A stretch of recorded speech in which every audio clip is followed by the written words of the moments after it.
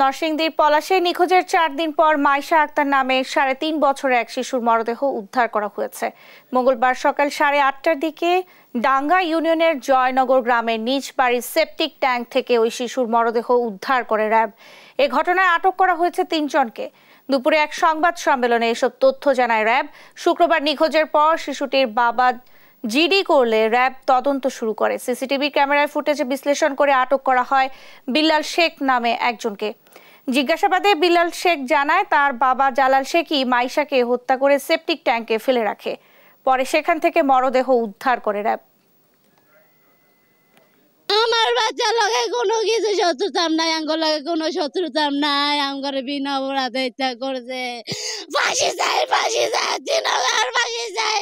মাইশার বাড়ির অপোজিটে একটা বিল্ডিং ছিল যেখানে সিসিটিভি লাগানো ছিল।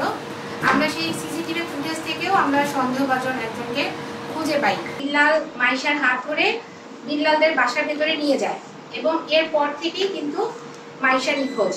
মাইশাকে এরপরে আর কোথাও দেখা যায়নি। জিজ্ঞাসাবাদ করলে এক পর্যায়ে সে আমাদের কাছে বলে যে তার বাবা নাম হলো জালাল, সে এই ঘটনার সাথে জড়িত।